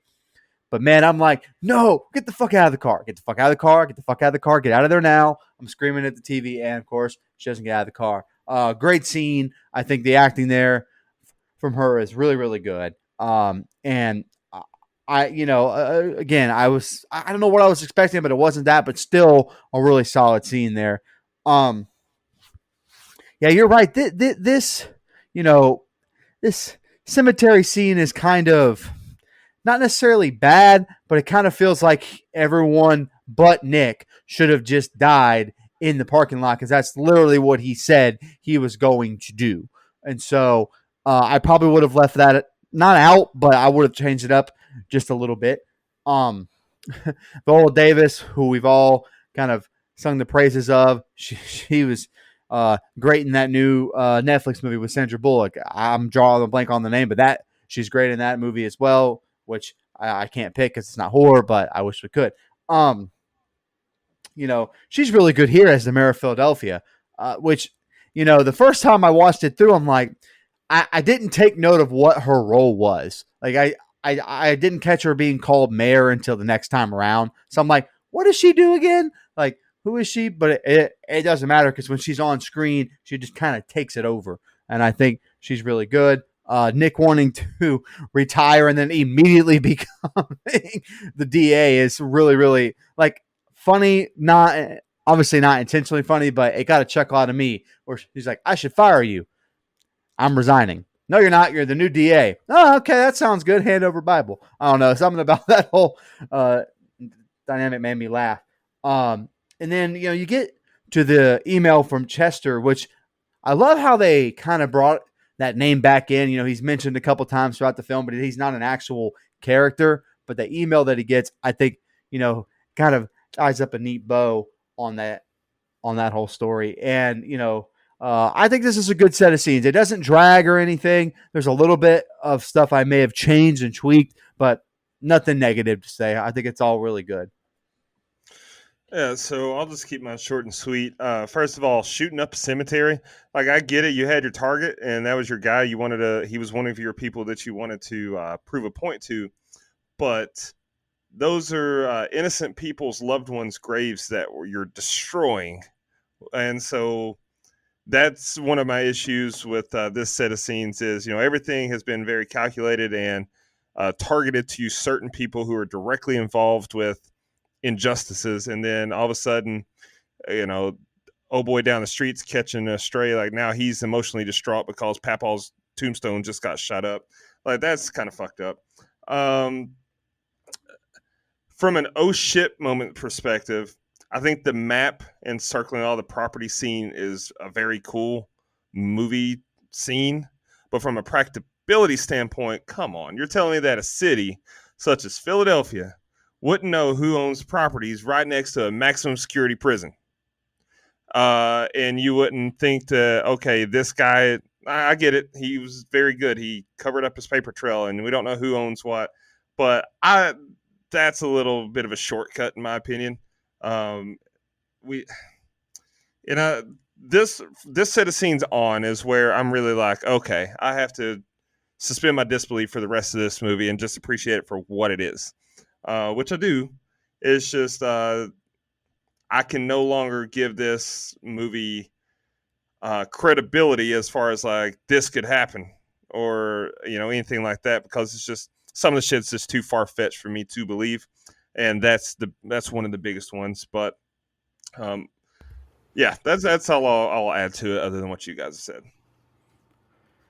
All right, Nick and Dunnigan break into one of the properties and they're shocked he owns it. Fuck his civil rights, Nick says. The property is right beside the prison. They break into the warehouse and find a hidden tunnel that burrows into the prison. They find all of Clyde's disguises, his explosive, his maps. They now realize he's made passages into every solitary confinement cell. He's not in there. Now we see Clyde dressed as a janitor named Nomos. He's searched as he goes into City Hall. Nick and Dunnigan speed over to City Hall. Clyde sets up a bomb in a briefcase. They see Clyde on the security camera on the 5th floor, the floor below the caucus room. They find his mop and buggy and go into the room. They find the oddly placed briefcase. Clyde's back in his van and checks his cameras. They slowly and precisely open the briefcase as Clyde cuts through parking garages to miss the checkpoints. Garza says it's napalm, basically. It'll destroy this floor and the floor above us. Nick says we don't tell the mayor anything. We evacuate quietly. Cops see Clyde's van pull up to the property, and they alert Nick. Clyde watches as the mayor meets, and she refuses to believe he's smarter than Homeland Security, the FBI, and Philly PD, and to get him out of the city. Clyde climbs him back into his cell, and Nick is there with him. He says he's never seen anyone ever tunnel into prison before. That's how winners play. They make the other guy think he's making the right moves. You played us good, Clyde. Nick tells Clyde to stand up for the principles he's been preaching and to do the right thing. Killing all those innocent people just makes all of them feel the same pain. Clyde asks, so what, another deal? And then Nick says he doesn't make deals with murderers anymore. Clyde sits on the bed and Nick tells him he'll have to live with this decision for the rest of his life. Clyde says, I'm sorry, Nick, and Nick says, me too. Clyde presses call and Nick leaves the cell. He says that he only has about 25 more seconds to live now. Nick runs away and Dunnigan blocks off Clyde from escaping through his little tunnel. Clyde grabs the suitcase and smiles when he realizes he can't unlock the briefcase. Clyde sits on his bed and stares at his daddy bracelet as the bomb explodes and flames consume the cell. We see explosion from outside the prison as Nick walks away. We're at Denise's recital where Nick finally attends live in person with his wife. She gets a standing ovation, and the film ends and the end credits roll. All right, go ahead, Brian. All right, so in the director's cut, there's a cool little tidbit. Like after Nick sends his family, I think that was in the last set of scenes, but sends his family off. Nick walks back in his house and notices the newspaper clipping of him and Darby, and knows that Clyde has actually been in his house. The other difference in the director's cut here is when Cole Meany, what's his character? I can't fucking remember. O'Brien from Star Trek, and Nick take him outside and the prison, and Nick punches him. There's a scene that they cut with O'Brien actually pulling a gun and putting it to his head. But as far as the ending, all right, so here's the deal. I love this movie. I love the whole unraveling of the mystery. I love Nick winning, but more importantly, he still learns that lesson he was supposed to learn and growing with his arc. So, okay, this is my only complaint, or really like where I rub up against it, I guess. And the only thing that keeps me from rating this movie a perfect 10 is the final act here with him wanting to bomb the mayor and these people. Like, I don't really care about them. Like, the only tension here is that is like, yeah, they can find this out before he kills them. And, but for the stakes of these particular people, they just aren't there. Like, I don't give a shit about the mayor and these people. And honestly, like Nicoh, part of me is just fucking almost rooting for Clyde to just succeed with it all. I mean, I just wish the stakes were higher. Like, somehow have Nick's family in peril or something, have Nick have crossed the line or at least walked that line Not the movie Walk the Line, but walk that line with us as an audience. Maybe where he puts Nick's wife and daughter in jeopardy the way his was. I don't know. I mean, is that too Dark Knightish? Have him maybe have been using Darby this whole time, like I said earlier. I don't know. That's my only complaint in a movie that I've done nothing but praise this entire time. The runtime isn't an issue for me. Again, if it keeps my attention the entire time and has me invested, hell, go 3 hours. I'm fine with that as well. But that's all I had about this one, buddy. Yeah, I tend to agree with you, Brian. It's not that I don't like the ending, because I do think it's action packed, it's fast, a lot's happening, and I like that about it. And again, I like that they end up in this thing that Clyde has made down there, and he's got all of his stuff, and it's solitary confinement. And he wanted to go there, and that's why he killed the cellmate. Like I like the story, I do, and there's some suspense, and the jump scare that Dustin mentioned is in here as well. But I'm with you.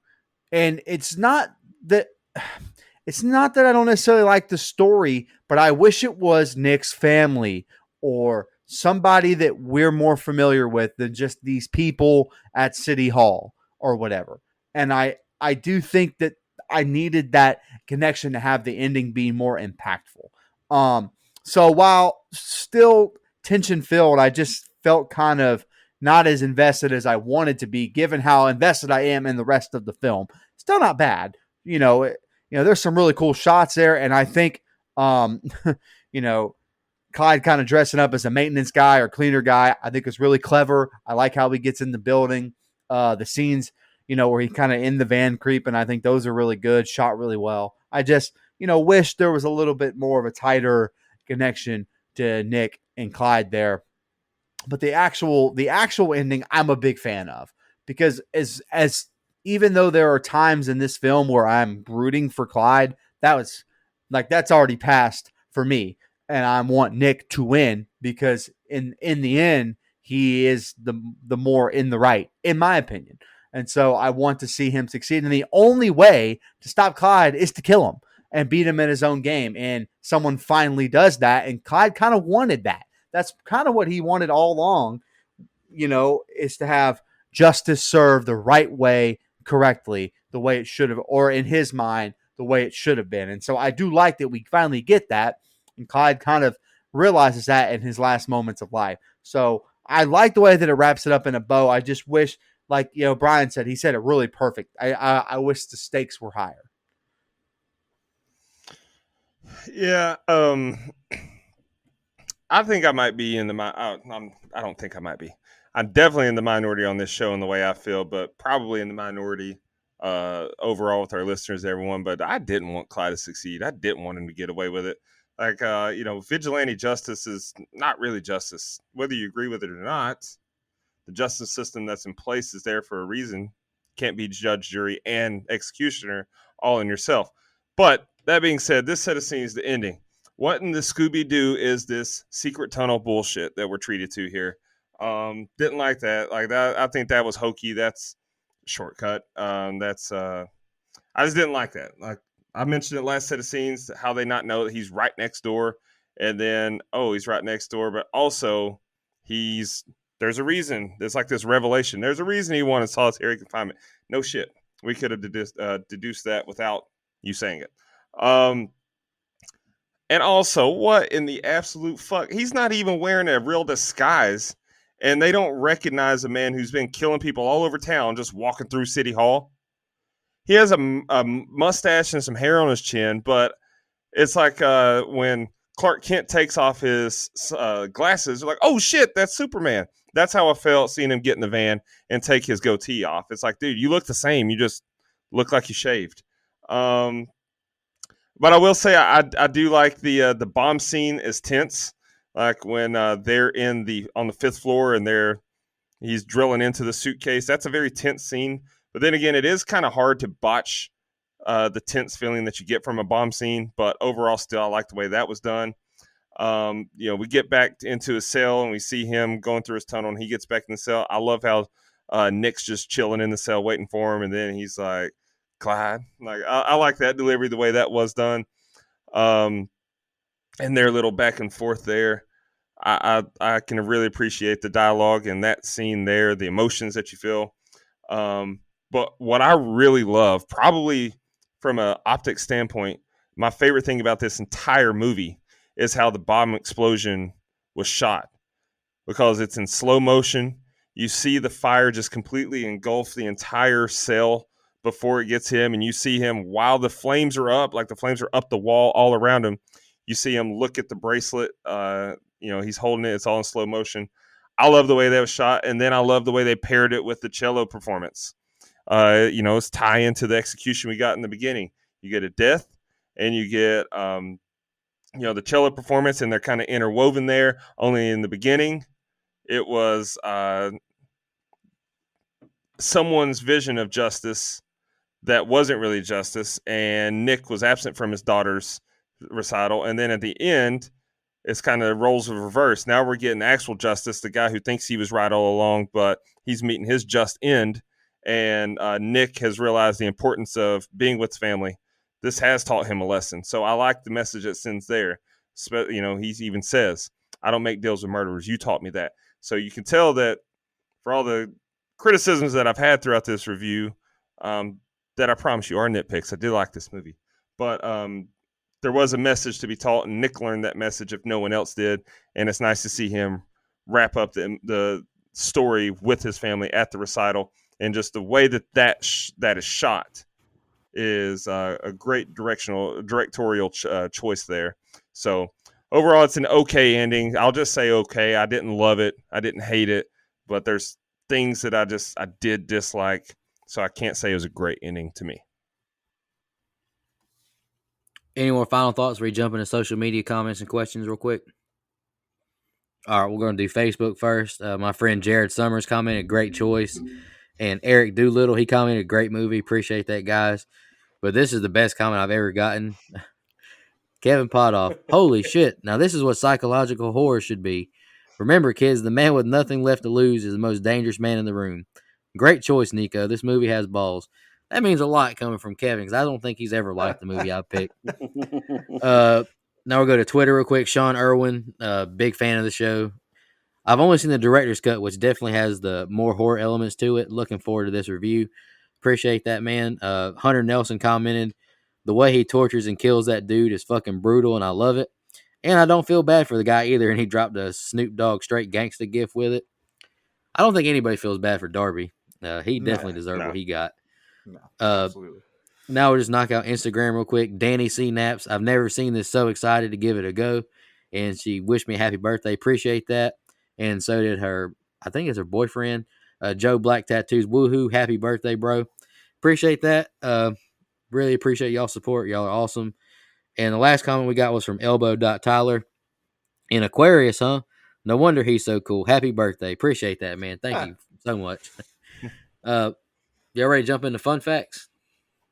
Yeah, we can. I do want to touch on something that Sean said. So, and you guys have mentioned, Brian, I think you mentioned it more. The director's cut, I haven't seen it. I've only seen the standard cut. Then I think that's what's on Netflix, so I haven't seen it.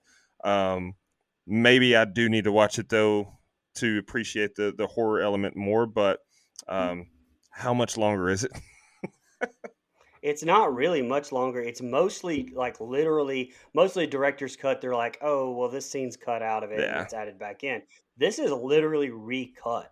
So there's a lot of it that's just different, but a lot of it's the same runtime. So gotcha. But it is more gory. Cool. All right, who wants to kick us off with fun facts? I've only got a couple of them. You may just go first real quick? Yeah, go ahead. Go for it. All right. I don't know if we touched on this, but ironically enough, in real life, Gerard Butler studied law and was close to becoming a lawyer before becoming an actor. I guess that legal talk just came real smooth to him. And the last one I have is the security guards at City Hall greet Clyde as Nomos, which is in the company name visible on his suit. In Greek, nomos means law relating to the idea of dispensing justice. In sociology, the concept of nomos refers to all the normal rules people take for granted in their day-to-day activities. All of these meanings apply to Clyde's choices and actions. I thought that was a nice touch with his name. That's the only fun facts I got. only have two. F. Gary Gray, the director, had a little cameo as the detective who hands Garza the evidence bag after the execution scene. And the film contains a second occurrence of a Bruce McGill character getting killed off in a car explosion. He had the same fate in The Last Boy Scout, 1991, which I just wanted to pick Huh. that because I love that movie, so I wanted to throw that in there. I've only got one that we haven't touched on so far, so I'll just knock it out. When they go into Clyde's house, Cole Meany asks Jamie Foxx if Clyde's a lawyer, and he hands him a volume of the U.S. Code. That volume is actually the bankruptcy code, so it wouldn't really help in Clyde's plan saw to that. be his Yeah. own defense. But, it still, I guess, gets the point across that at least he's well versed in the law. All right, Brian, you ready? Here we go. The budget for this movie was a cool $53 million, and it made total box office gross $126.7 million. So nice return on investment, and a really good movie, man. I'm excited we got to do it, and I'm excited I finally got to see it. I watched this on an any given Sunday. All right, back to you. I'm kind of mind blown that you hadn't seen this movie, Mike. Yeah. I don't know how it fell through the cracks. I really don't. I don't know. I feel Great good. cast. I feel good right now. You've seen well over 300 movies, and you chose to go Ray when it comes to this one. I get it. Oh, Jesus Christ. That was great. I can't even lie. I can't even hate on that one. Thank you. That was good. All right. I can't Let's jump believe you're into so our- unchained like that. Anyway. All right, let's jump into our favorite kill, least favorite kill, and the rating. I'm going to go first tonight since it was my birthday pick, and I've pretty much not held back my love for this movie. Favorite kill, Brian, I actually agree with you. The cellmate with the steak bone in the neck, my favorite kill. Darby's kill was cool too, but you don't really get to see it, but the scene is fantastic. But I love the steak kill, just watching that blood just gush out of his neck. Very intense. Then I love when Clyde just like, I'm going to need a shower warden. That's hilarious. But I did put on our TikTok that the judge kill is probably one of my favorite jump scares in movie history because first time I watched it, scared the shit out of me. Least favorite kill, Clyde's daughter and wife. You don't see it, but they don't deserve that. I almost picked Sarah too because I didn't want to see Sarah die. I like Sarah.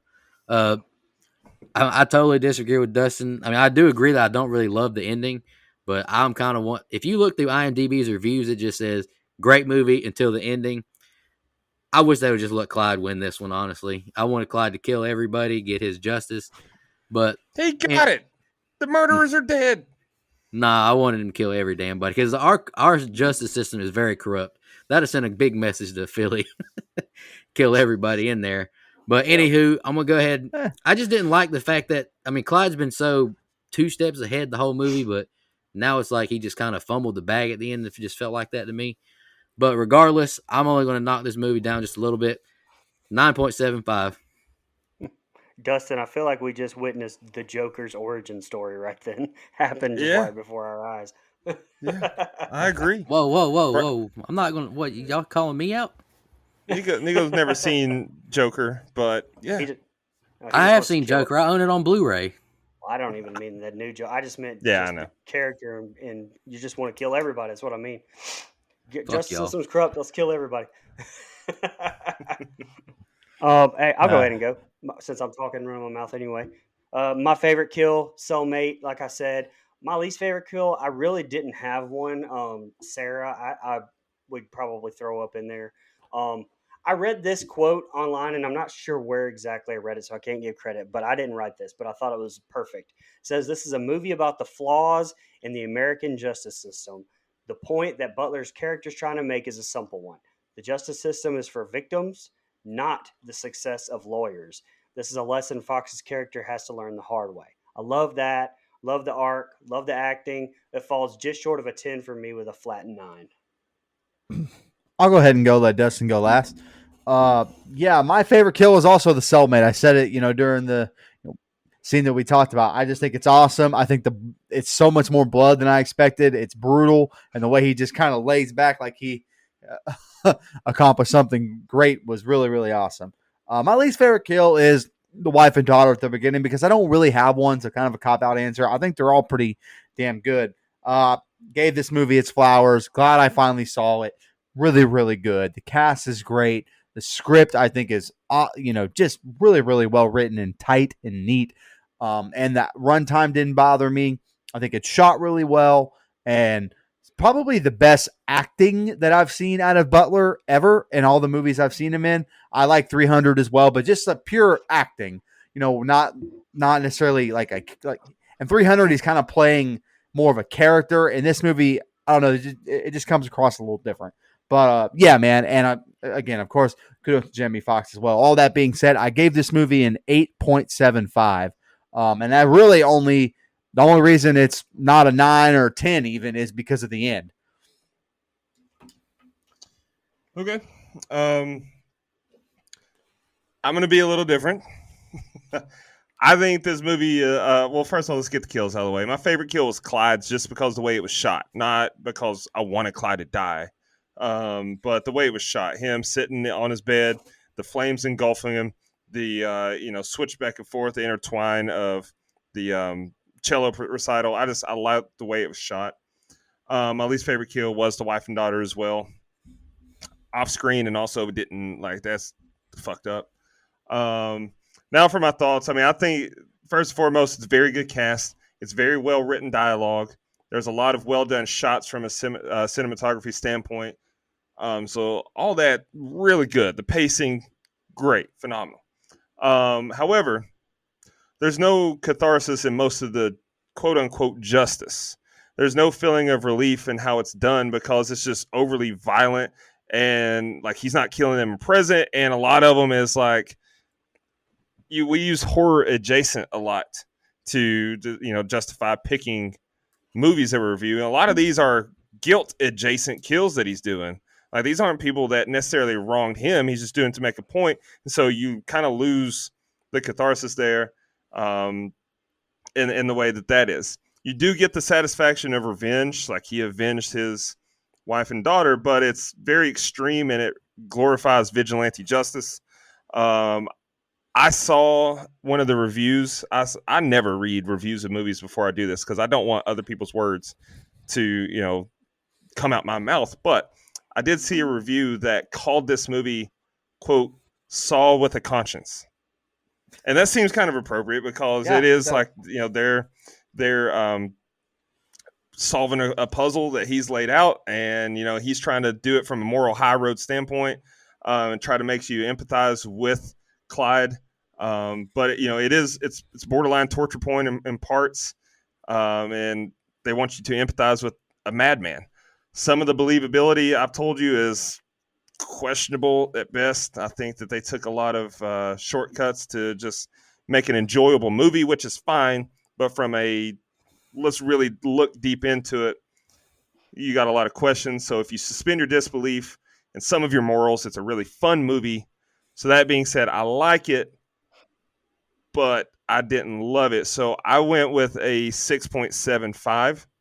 That puts our composite rating at an 8.5625. There you go. I was the most right. Thank you. Organic Mike nailing it again. And if anyone is wondering what IMDb says about the movie as far as rating goes, they give it a 7.4. So we're a little higher than them, but not high, not terribly high. So what the hell do they know anyway? Fuck them. Hey, I'll take the blame for that one. Me, Brian, and Mike, we'll take the blame for that one. This movie kicks ass. I love it, but I agree. I mean, you gotta just.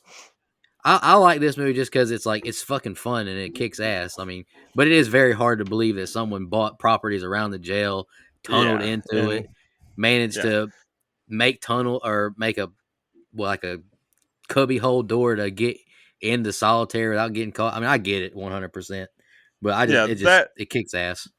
I agree. It is a very fun movie, and it does kick ass. It's just like I mentioned Judge, Jury, and Executioner earlier. Like you can't you can't play God and be like, "Hey, you're in the wrong, you die," and expect me to be like, "Hey, he's right."